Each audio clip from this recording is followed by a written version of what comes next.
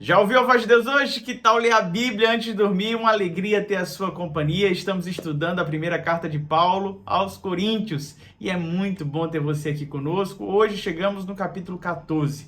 Aqui Paulo vai nos falar a respeito de dois dons de forma particular. Ele vai nos falar sobre o dom de línguas e a gente vai poder entender todos os nuances que passam sobre essa temática e também sobre o dom de profecia, sempre dizendo que é preferível o dom de profecia em detrimento ao dom de línguas em virtude de edificar mais vidas. O que é que Paulo está tentando fazer aqui nesta parte de sua carta? Ele está tentando trazer ordem ao ambiente de culto da igreja, que nós chamamos de ambiente litúrgico. Estava acontecendo muitas bagunças dentro daquele cenário e o apóstolo Paulo está tentando resolver cada um desses dilemas. Eu quero te convidar então a abrir a Bíblia comigo em 1 Coríntios capítulo 14, a partir do verso 1. Sigam o caminho do amor e busquem com dedicação os dons espirituais, principalmente o dom de profecia. Pois quem fala em uma língua não fala aos homens, mas a Deus. De fato, ninguém o entende.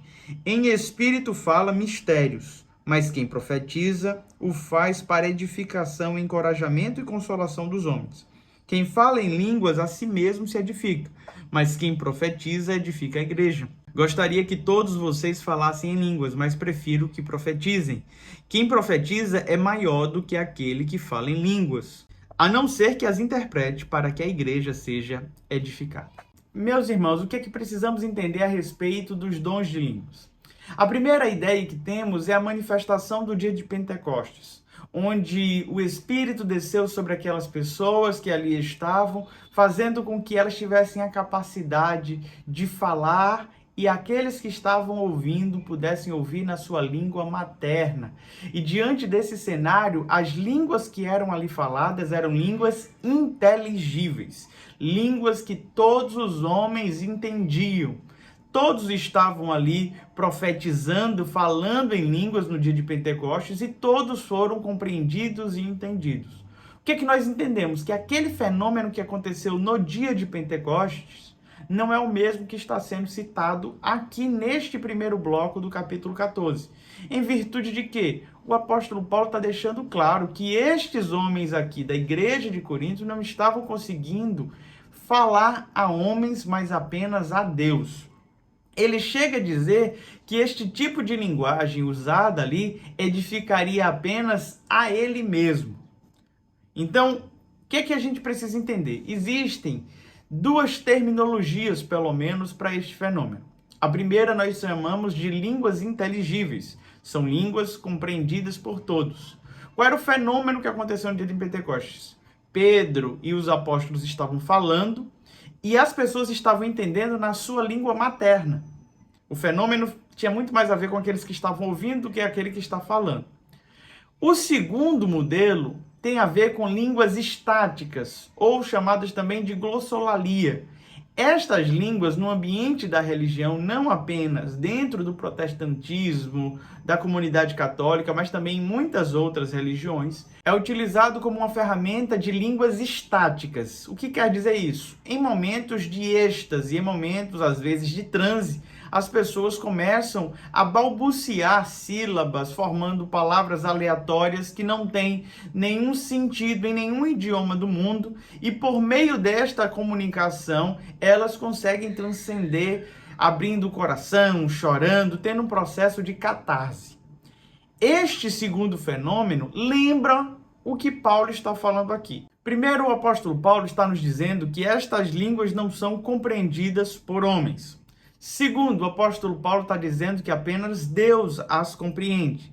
Terceiro, ele está falando sobre falar mistérios com Deus. Esses mistérios que estão sendo falados aqui não é a mesma palavra utilizada para o mistério que nós entendemos no português. Tem a ver com uma visão divina a respeito desta palavra. A ideia de que é algo místico que está acontecendo. Eu não gosto muito de utilizar essa palavra, mas talvez seja a que traga maior sentido para você. Independente de qual seja o cenário, se seja um cenário de idiomas inteligíveis, idiomas que são comumente falados em comunidades espalhadas no mundo, ou o fenômeno da glossolalia, línguas estáticas, o fato é que acontecia uma desordem nessa igreja, onde estavam todos falando de uma única vez e atrapalhando então o culto, principalmente aqueles que eram visitantes e estrangeiros que chegavam ali e não entendiam absolutamente nada. Qual é o intuito de Paulo? Que aqueles irmãos pudessem estar então profetizando, declarando coisas a respeito do reino, encorajando, fortalecendo os irmãos. Desta maneira, os visitantes seriam edificados, a igreja seria edificada. Portanto, ele dá uma orientação de que aquelas pessoas deveriam estar então falando apenas consigo mesmas e com Deus na sua intimidade e não com todos. O que o apóstolo Paulo deixou claro aqui? Que o dom de línguas é inferior ao dom de profetizar. O desejo dele é que todos profetizassem, porque por meio da profecia a igreja inteira é edificada, enquanto pelo dom de línguas apenas um grupo específico seria edificado. Ele avança e ele traz uma analogia com instrumentos musicais, dizendo que era necessário que houvesse timbres diferentes, nuances diferentes, para que pudesse então ser compreendido qual era cada instrumento, fazendo analogia ao que era cada um dos idiomas. Depois ele vai falar sobre tocar adequadamente o instrumento para que os outros possam entender. E ele vai nos falar sobre aquele instrumento que é tocado para preparar o soldado para a batalha. Ele faz essas duas analogias, destacando que o importante da comunicação é se fazer entender. O apóstolo Paulo agora não vai mais nos falar a respeito do falar em línguas, mas do orar em línguas. E agora parece que ganha um novo nuance este dom. Leia comigo. Versículo 13. Por isso, quem fala em língua, ore para que a possa interpretar. Pois se oro em uma língua, o meu espírito ora, mas a minha mente fica infrutífera. Então que farei? Orarei com o espírito, mas também orarei com entendimento. Cantarei com o espírito, mas também cantarei com entendimento. O apóstolo Paulo agora vai nos falar sobre este ambiente espiritual que diz respeito à oração. Quando nós oramos, nós não estamos falando a homens, mas nós estamos nos dirigindo a Deus. Ele não vai mais usar a expressão línguas, mas vai usar a expressão língua, no singular. O que nos dá a entender nesta parte é que, de fato, ele está falando sobre esse fenômeno estático. As línguas que não são inteligíveis, em virtude de que aquele que está orando em línguas, ele está orando no Espírito, mas a sua mente está infrutífera.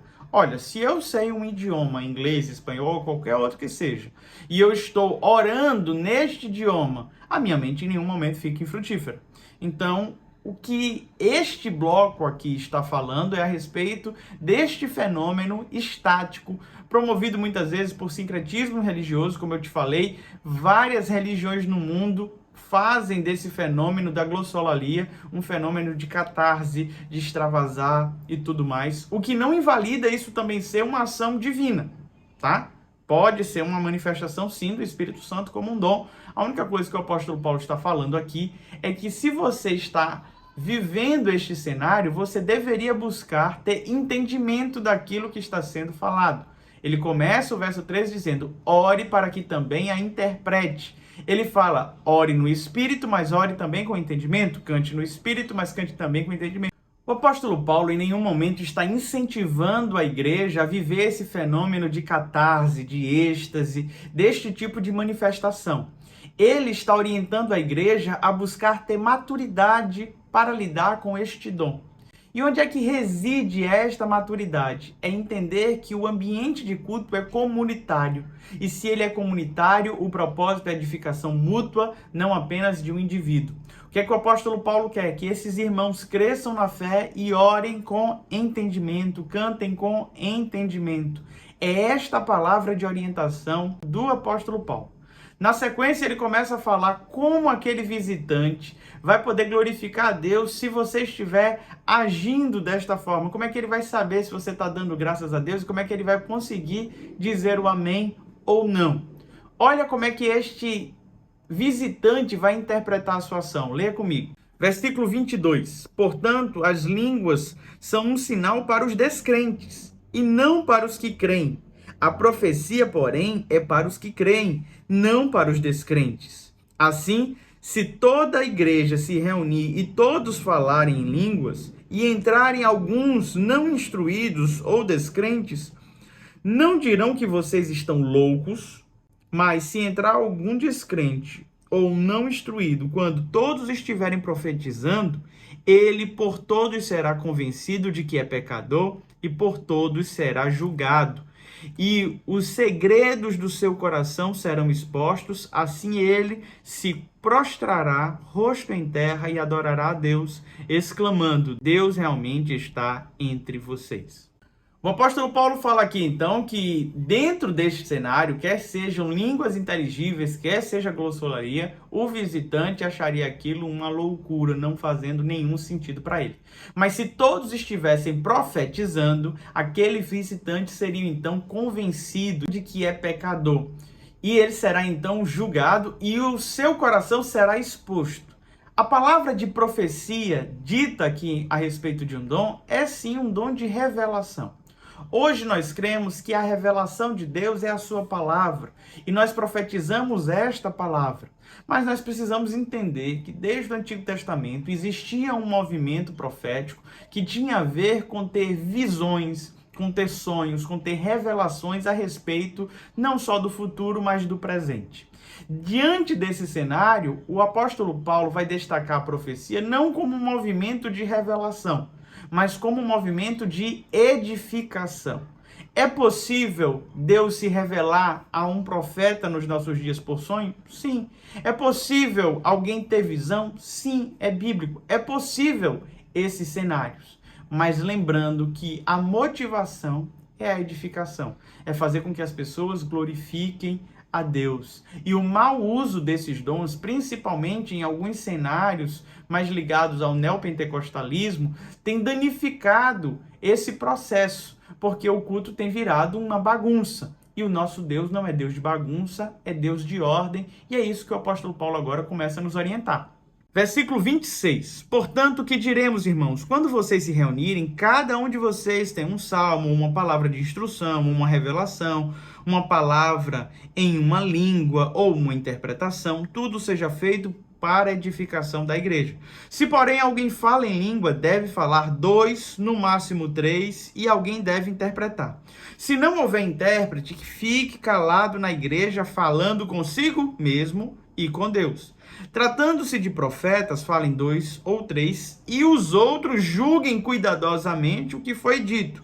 Se vier uma revelação a alguém que está sentado, cale-se o primeiro, pois vocês todos podem profetizar, cada um por sua vez, de forma que todos sejam instruídos e encorajados. O espírito dos profetas está sujeito aos profetas, pois Deus não é Deus de desordem, mas de paz. Olha só o que o texto diz: o espírito do profeta está sujeito ao profeta. Então, aqueles movimentos que parecem mais uma manifestação de uma entidade, onde o profeta muda a voz, onde ele começa a fazer uma série de ações que parece alguém descontrolado ou embriagado, o apóstolo Paulo condena. Ele proíbe, ele fala que não faz sentido, pois o nosso Deus não é Deus de desordem, mas é Deus de paz. Este movimento, onde o profeta perdeu o controle, dizendo: é porque a unção é tão forte, o Espírito Santo está me usando de uma maneira tão forte que eu não consigo controlar, não é bíblico. O que é bíblico? É você ser usado por Deus para encorajar, que é o que diz o texto, e fortalecer os irmãos na fé por meio da profecia. E quando um profeta está falando, os demais devem fazer o quê? Julgar a profecia, para saber se aquilo procede mesmo de Deus ou não procede de Deus. Não é porque a pessoa fala, eis que eu te digo, que a gente tem que baixar a cabeça e dizer, pode falar, Senhor. Nós precisamos ter discernimento de espíritos para entender muito bem o que vem do Senhor e o que não vem. Estas orientações do apóstolo Paulo aqui não fazem muito sentido para o movimento de igrejas tradicionais, presbiterianos, batistas. Faz muito mais sentido para aquele cenário de igrejas pentecostais e neopentecostais, para que haja ordem e decência no ambiente de culto. Dentro de tudo isso que está sendo falado aqui, a máxima é a edificação da igreja. Esse é o propósito. Não importa qual seja o dom que você tenha para manifestar durante o ato litúrgico, O propósito é edificar a igreja. Na sequência do texto, o apóstolo Paulo fala sobre mais uma desordem que estava acontecendo, que era algumas mulheres que estavam atrapalhando o culto com a sua forma de interagir, de falar, e o apóstolo Paulo pede para que elas não falem durante o culto, que elas perguntem qualquer coisa aos seus maridos, mas nós já demos uma orientação aqui no nosso canal sobre isso, é só você pesquisar nos capítulos anteriores, que com certeza você vai compreender melhor este bloco. Quero concluir então com a orientação do apóstolo Paulo para as nossas igrejas nos dias de hoje. Versículo 39. Portanto, meus irmãos, busquem com dedicação o profetizar e não proíbam o falar em línguas, mas tudo deve ser feito com decência e com ordem. Meus amados irmãos, a ideia deste devocional não é causar polêmica nem intriga, mas é trazer ordem para o ambiente de culto. É trazer edificação mútua. Se você tiver qualquer dúvida, você pode colocar aqui. Eu terei a maior alegria de continuar partilhando com você. A minha oração por você hoje é que você possa buscar os melhores dons e que você esteja pronto para ser usado por Deus para profetizar, para encorajar, fortalecer, instruir as pessoas na palavra do Senhor. Eu quero orar por você. Vamos orar? Pai bondoso e querido, te louvamos pela capacitação que teu Santo Espírito tem nos dado. Te agradecemos pelos dons e te pedimos, ó Pai, que o Senhor nos dê o dom de discernimento de espírito. Que possamos entender aquilo que provém do Senhor daquilo que não provém do Senhor. Que o Senhor nos dê a sensibilidade de sempre termos ordem e decência para a edificação mútua. Derrama, Pai, os teus dons, que cada um dos teus servos possa se desenvolver, crescer e amadurecer na fé. É no nome de Jesus te oramos. Amém. Deus te abençoe. Até amanhã. Não se esqueça de curtir, comentar e compartilhar este nosso tempo devocional.